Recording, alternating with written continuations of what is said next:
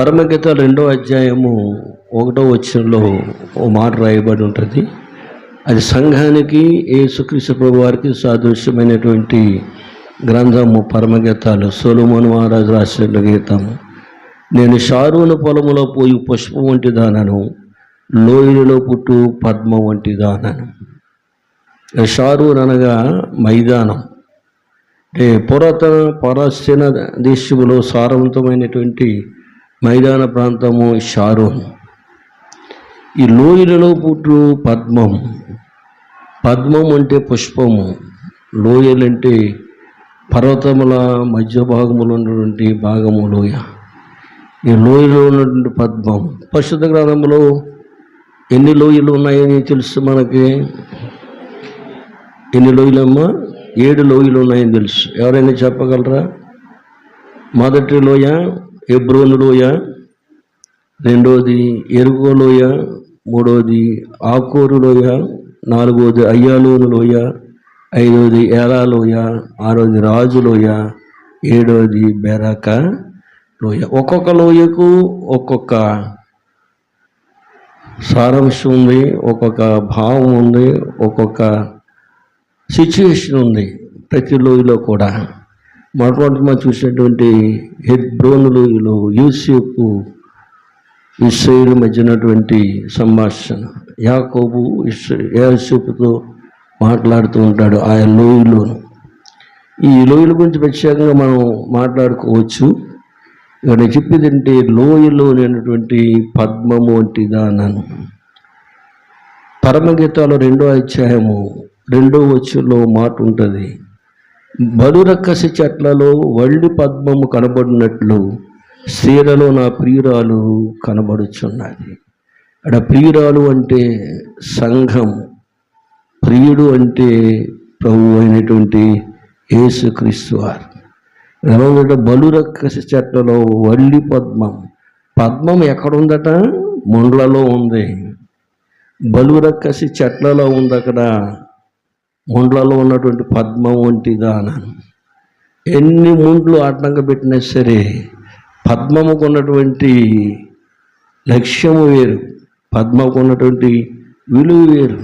ముండ్లు ఈ ముండ్లు ఈ లోకానికి ఎలా వచ్చాయి? ఈ ముళ్ళు అసలు లోకంలోకి ఎలా వచ్చాయి? ఆదికాండం 3వ అధ్యాయము 17వ వచనం 18వ వచనంలో చూస్తే, నువ్వు నీ భార్య అయినటువంటి అవ్వ మాట విని తినవద్దని నేను నీకు ఆజ్ఞాపించినటువంటి ఫలములు తింటివు గనుక నీ నిమిత్తము నేల శపించబడి ఉన్నది. ప్రయాసముతో నువ్వు బ్రతుకుదువు, నీ దినములో నీవు దాని పంట తిందువు. అది చదువుమా, అది ముండ్ల తుప్పలను గచ్చ పొదలను నీకు మొలిపించును, పొలములోని పంట తిందువు. ఆజ్ఞాతిక్రమమే పాపంలో వచ్చే జీతము మరణం. ఆత్మ సంబంధమైన మరణము గురించి తండ్రి అయినటువంటి దేవుడు ముందుగానే చెప్పాడు ఆదాముతో. ఆ మాట నువ్వు వినలేదు కాబట్టి ఇదిగో నేను ఇచ్చేది ఇది. ముండ్ల తుప్పలు, బలురక్కసి చెట్లు ఉంటాయి. నువ్వు సేద్యం చేసి చెమట కారిస్తేనే కానీ, ఆ ముండ్లని తొలగించుకుంటేనే కానీ నీ పంట నువ్వు తినలేవు. ఇర్మియా గ్రంథం 12వ అధ్యాయము 13వ వచనంలో ఇలా ఉంటుంది. జనులు గోధుమలు చెల్లి ముండ్ల కోయుదురు, వారు అలసటపడుచున్నారు కానీ ప్రయోజనం లేకపోయాను. యెహోవా కోపాగ్ని వలన కోతకు పంట లేక మీరు సిగ్గుపడుదురు. పంటలు పండుతూ ఉన్నాయి. రైతు పంట వేస్తూ ఉన్నాడు. ఎంతో వ్యయ ప్రయాసాలకు వచ్చి ఊడుస్తూ ఉన్నాడు. ఇప్పుడు ఏంటంటే వాటి ఆటంకం కలుగుతున్నది. ఏంటి ఆటంకం అంటే ఈవేళ పొలాలని కూడా చెరువులైపోయి ఉన్నాయి. దాన్ని ప్రయాసపడి తయారు చేసుకుంటుంటాడు. మళ్ళీ వాటి మధ్య ఏం పెరుగుతాయేమో కదా, కలుపు మొక్కలు పెరుగుతూ ఉంటాయి. ఇవన్నీ దేవుని యొక్క మానవుడికి ఇచ్చినటువంటి శాపం. ఐగుప్తు దేశం వెళ్ళినప్పుడు కూడా ఇశ్రాయేలు విడిపించబడడానికి ఎన్నో సూచక్రియలు ప్రభువారు చేశారు. వారు ప్రభు యొక్క లక్ష్యం ఉంచడానికి, ప్రభు యొక్క విలువ తెలుసుకోవడానికి పంపిస్తానని చెప్పినా సరే వాళ్ళ మనసు కఠినమైపోయింది. దానికి కారణం కూడా ప్రభువే. ప్రతిదానికి ఆటంకము. మోషే ఎంతో ఓర్చుకున్నాడు. భూమి మీద ఉన్న వారందరూ కూడా మోషే మిక్కిలి సాత్వికుడు. ఎన్నో కష్టాలు, ఎన్నో బాధలు, 40 సంవత్సరాల ప్రయాణాల్లో మోషేని ఎన్నో ఇబ్బందులు గురి చేశారు. వారు తిండి కోసం కక్కుర్తి పడేవారు, నీరు లేనప్పుడు నీరు అడిగేవారు, ఆహారం లేనప్పుడు ఆహారం అడిగేవారు. ఇవన్నీ కూడా ఓర్చుకున్నాడు మోషే. ఇవన్నీ కూడా ఒక ముండ్లు లాంటివి మోషేకు. ముండ్ల కంపల్లాగా ఉన్నారు వీళ్ళందరూ కూడా. సాత్వికుడు కాబట్టి ఓర్చుకున్నాడు. కానీ చివరికి ఆ పాలు తిని ప్రవహించేటువంటి కానాకు మాత్రం మోషే వెళ్ళలేకపోయాడు. దానికి గల కారణం ఇశ్రాయేలీయులే. వాళ్ళ అవిధేయత వల్ల, తొందరపాటు వల్ల వెళ్ళలేని పరిస్థితి అయినా కలిగించుకున్నాడు. దేవుని బిడ్డలారా, మన కొరకు యేసయ్య లోకంలోనికి వచ్చాడు. వచ్చిన యేసయ్యను మనం స్వీకరిస్తున్నామా? అలాంటి ఆటంకాలు మనం ఏమైనా కలిగిస్తున్నామా? సేవకులు ఏమైనా మనం ఇబ్బంది పడుతున్నామా? దేవుని ఆయాసపడుతున్నామా? నీ యొక్క ప్రవర్తన వల్ల నీవు మందిరముకు ఉన్నప్పుడు నీ ప్రవర్తన అంతటా ఎందు అయిన అధికారమునకు ఒప్పుకో. పరమగీత 2:16 అంటాడు, నా ప్రియుడు నావాడు, నేను అతని దానను, పద్మములున్న చోట అతడు మందను మేపుచున్నాడు. ఎన్ని ముండ్లు కప్పివేసినా సరే, ఎన్ని బలురక్కసి చెట్లు అక్కడ ఆటంక పెట్టినా సరే, నా ప్రియుడు నా దగ్గరే ఉంటాడు. దేవునికి ఎంత ఆయాసంగా మనం జీవించినా సరే, దేవుని మీద మనం నిందలు వేసినా సరే, దేవునికి ఎంత దూరం ఉన్నా సరే, దేవుడు మనకు దగ్గరగా ఉన్నాడు. దేవుని యొద్దకు రెండు కూడా ఆయన మీ యొద్దకు వచ్చు. కానీ దేవుడే మన దగ్గర ఉన్నాడు.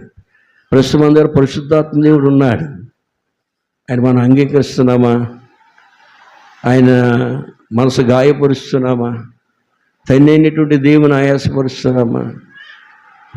పరిశుద్ధాత్మ దేవుడు, కుమారుడైనటువంటి యేసుక్రీస్తు ప్రభువారు, తండ్రి అయినటువంటి దేవుడు, చిత్తముల ఏకత్వమైనటువంటి దేవుడు నీ కొరకు నా కొరకు ఎంతో త్యాగం చేసేది ఆయన. ఆ త్యాగాన్ని మనం గుర్తించగలుగుతా ఉన్నామా? ముండ్లు లాంటి ఆటంకాలు ఏమైనా మనం పెడుతున్నామో ఒకసారి ఆలోచన చేద్దాం. ఈ ముండ్లే యేసయ్య తల మీదకు కిరీటంగా మనము అల్లిపెట్టాం. ఈ ముండ్ల కిరీటము ఆయన తల మీద మనం పెట్టాం. మనమే, ఎవరో కాదు, మానవ జాతి, దేవుని అంగీకరించినటువంటి వారు ఆయన ఆయాస పెట్టారు, ఆయన గాయపరిచారు. కానీ తండ్రికి అది ఇష్టమైంది. పాప పరిహారం నిమిత్తమే యేసయ్య లోకంలోనికి వచ్చాడు. ఆయన నరుడిగా రావాల్సిన గల కారణము మానవుల కొరకే. ఆత్మ అయినటువంటి దేవునికి, యేసుక్రీస్తు ప్రభు వారికి ఆయన ఒక శరీరాన్ని ఇచ్చాడు. 3.5 సంవత్సరాలు పరిచర్య చేశాడు.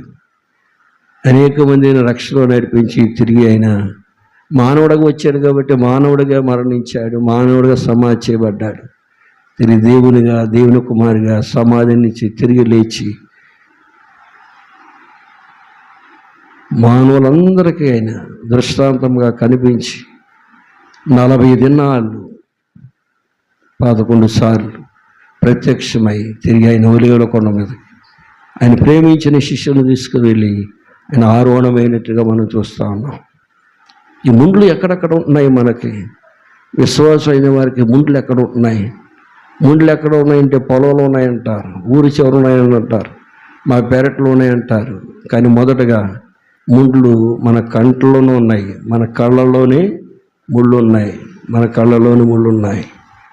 నా నేత్రములు మూయబడగా నాదు యాత్ర ముగయో నెలలో, నా నేత్రములు మూయబడగా నాదు యాత్ర ముగయో నెలలో, చేరుదు పరలోక దేశం, చేరును పరలోక దేశం, నాదు గానము ఇదియే నిత్యము, నాదు గానము ఇదియే పరవాసిని నే జగమున ప్రభువ నడచుచున్నాను నా దారిన్ నా గురి నీవెన ప్రభువా నా గురి నీవెన ప్రభువా నీ దరినే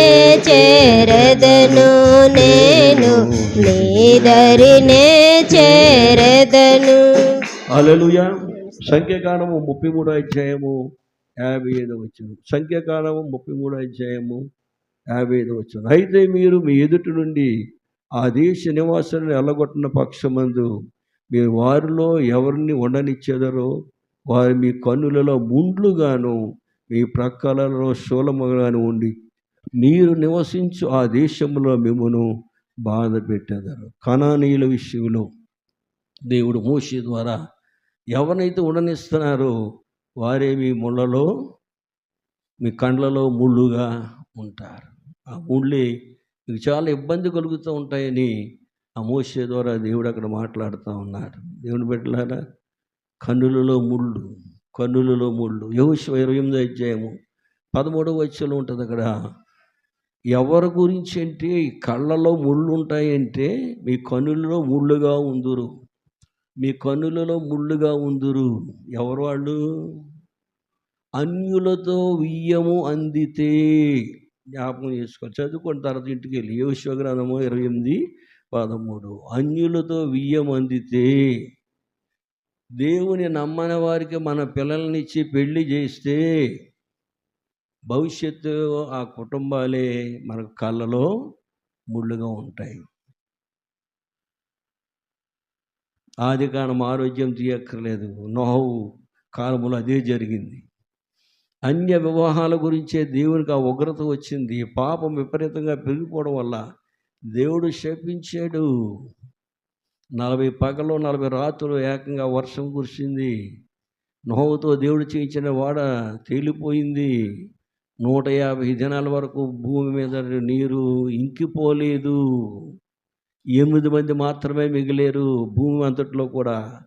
అది ఒక్క నోవహు కుటుంబమే. ఆదికాండంలో ఉంటుంది. ఈ తరం వారిలో నీవే నా ఎదుట నిందారహితుడుగా ఉన్నావు. నోవహు భార్య, 3 కుమారులు, 3 కోడళ్ళు, ఎండమండుగురు.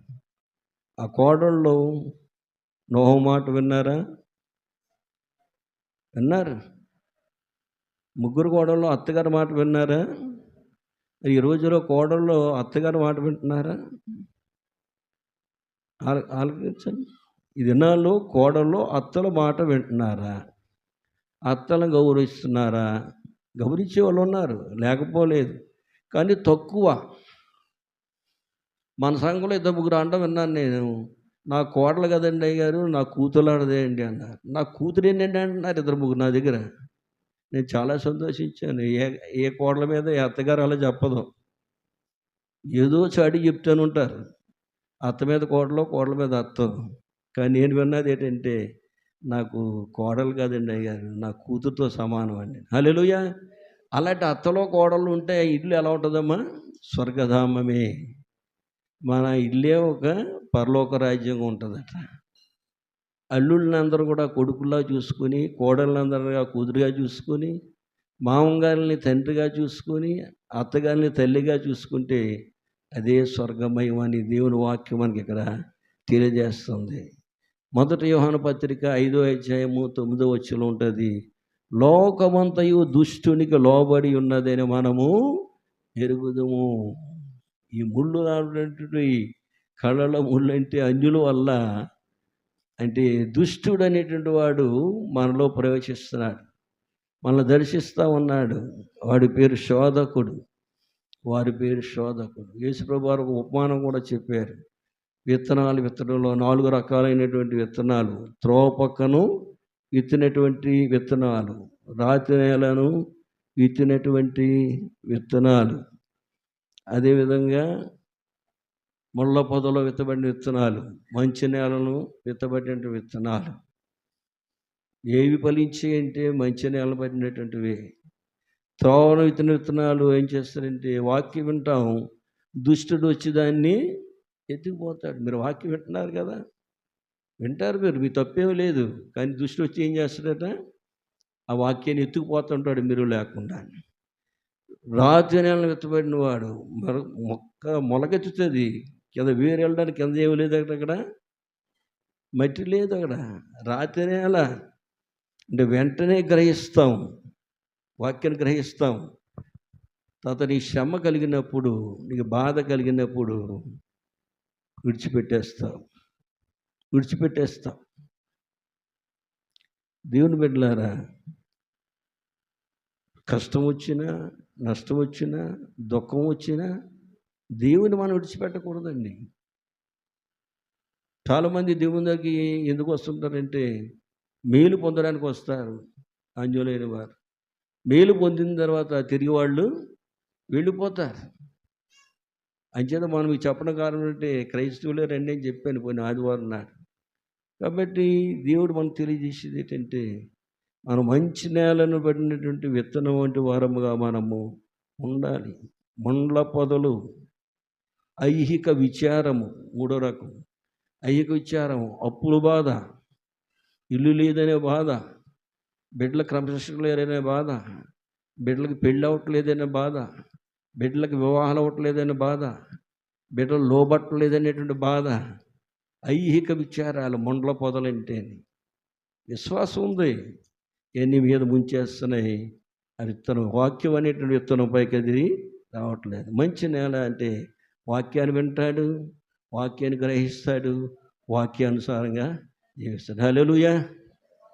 దేవుని బిడ్డలారా, మనం అటువంటివి విత్తబడినటువంటి విత్తనంలాగా మనం మంచి నేలను విత్తబడినటువంటి విత్తనంలా ఉండాలి. వాక్యాన్ని వినాలి, మనం గ్రహించాలి, అర్థం చేసుకోవాలి, ఆ వాక్యాన్ని జీవితంలోకి అన్వయించుకోవాలి, ఆ ప్రకారంగా నువ్వు జీవించాలి. అప్పుడు అటు బలా నమ్మకమైన మంచి దాసుడా. దేవుని బిడ్డలారా, అటువంటి స్థితిలో నుండి నువ్వు ప్రార్థన చేస్తే నీ ప్రార్థన దేవుడు ప్రతిఫలం ఇస్తాడు. నమ్మకమైన వానికి మెండైన దేవుడు. నమ్మకంగా ప్రార్థన చేయి. నువ్వు దేవుని ప్రార్థన చేసినప్పుడు నువ్వు ఇచ్చేవు ప్రభువా నీకు వందనాలు, నువ్వు ఇచ్చేవు ప్రభువా నీకు వందనాలు. నా శోధనలు వస్తున్నాయి ప్రభువా, నా శోధన తీసేస్తున్నావు ప్రభువా నీకు వందనాలు, శోధన తీసేసావు ప్రభువా నీకు వందనాలు. హల్లెలూయా. అలాంటి విశ్వాసం కావాలంటే ఏదైతే అడుగుతున్నామో అడిగింది మనం పొందకుండానే నువ్వు నాకు ఇచ్చేవు ప్రభువా నీకు వందనాలు అని చెప్పాలి. కండ్లలో ఉన్నటువంటి ముండ్లుగా ఇవన్నీ దుష్టుడైనటువంటి వాడు, శోధకుడైనటువంటి వాడు మన దగ్గరకు వస్తూ ఉంటాడు. మనం ఉండవలసినటువంటి జాగ్రత్తలో మనం ఉండాలి. కొంతమంది నాకు ఫోన్ చేస్తుంటారు, అయ్యగారు మా అమ్మాయికి సంబంధం కావాలండి. హిందువులే, ప్రభు నమ్మినటువంటి వారు. ఎవరు కావాలి, ఎటువంటి వారు కావాలని అడుగుతుంటే కొందరు అంటారు, ఎవరైనా పర్లేదండి, ఎవరైనా పర్వాలేదండి, యేసు ప్రభు నమ్ముకుంటే చాలండి. మేమైతే రెడ్లు అండి, రెడ్ల అబ్బాయి అక్కర్లేదండి, మాకు రెడ్ల అమ్మాయి అక్కర్లేదండి, కులం ఏదైనా పర్వాలేదండి, క్రైస్తవులు అయితే చాలండి. హల్లెలూయా. వాక్యం ఎంత గొప్పగా విస్తరిస్తుందో చూడండి వారి హృదయాల్లో. ఒకప్పుడు అన్ని ఆటంకాలు ఉండేవి. సుప్రీంకోర్టు ఇప్పుడు తీర్పు ఇచ్చింది, పుట్టిన దగ్గర నుంచి చనిపోయే వరకు కులము మారదు. నేను కులం మారుతానంటే కుదరదు. ఈ మధ్యన సుప్రీం తీర్పు వచ్చింది, పుట్టిన దగ్గర నుంచి నువ్వు చనిపోయే వరకు కులము ఒకటే, కానీ మతము మారవచ్చు. మనది మతము కాదు, మనది మార్గం. పరలోకానికి వెళ్ళే మార్గమే యేసయ్య. క్రైస్తవ్యము, బయట అందరూ మతం అంటారు కానీ ఇది క్రైస్తవ్యం. కాబట్టి దేవుని బిడ్డలారా, అన్యులతో విజ్జోడిగా ఉండకూడి, అన్యులతో విజ్జోడిగా ఉండకూడి. ఉండు, కలిసి ఉండు, కానీ వాళ్ళతో సహవాసం కలిసి ఉండకూడదు. నువ్వు క్రిస్మస్కి భోజనం పిలిస్తే నేను వచ్చాను కదా మీ ఇంటికి, మా ఇంటికి సంక్రాంతికి ఎందుకు రావు అని అడుగుతారు. అడుగుతారా? అడుగుతారు. చాలా జాగ్రత్తగా ప్రార్థపూర్వకంగా ఇది వాళ్ళని ఒప్పించి మెప్పించి మనం తప్పుకునే ప్రయత్నం చేయాలి. నువ్వు నిజమైన విశ్వాసం అయితే నువ్వు ఎలా నడవాలో దేవుడే నిన్ను నడిపిస్తాడు. కండ్లలో ముండ్లుగా ఉండేటువంటి వారిని నువ్వు చేర్చుకోవడానికి వీలు లేదు. ముఖ్యంగా దీని భావం ఏంటంటే, ముళ్ళు అనేటువంటి శోధకుడు, అపవాది, నేను విశ్వాసాన్ని ఇబ్బంది పెట్టేటువంటి వాడు. నీ పిల్లలకి ఎంతకాలం పెళ్ళకపోయినా పర్లేదు, కానీ క్రైస్తవునే చేసుకోవాలి. క్రైస్తవుడు క్రైస్తవురాలనే చేసుకోవాలి. ఎందుకంటే దేవుని సహవాసానికి వాళ్ళు నిన్ను రానివ్వరు. ఎంతకాలం నువ్వు సంపాదించినట్టు విశ్వాసం అంతా కూడా పాతాళానికి నేను తీసుకెళ్ళిపోతుంది. ఇదంతా వృధా. దేవుని బిడ్డలారా, నువ్వు ఎలా జీవిస్తున్నావు? లోకములు ఉన్న వాటినైనను ప్రేమంబకుడి. ఎవడో లోకమును ప్రేమించినో తండ్రి ప్రేమ వానిలో ఉండదు. కాబట్టి దేవుని బిడ్డలారా, లోకము ఎన్నో ఎర్రలు చూపిస్తూ ఉంటుంటుంది, ఎన్నో ఆశలు చూపిస్తుంటుంది. కన్నుకుండే ఆశనే ఉంటారు నేత్రాశ. లోకంలో ఉన్న దాంట్లో మొదటిది అదే. నేత్రాశ, శరీరాశ, జీవపు డంబం. కన్ను చూసింది ప్రతిదీ కావాలంటుంది.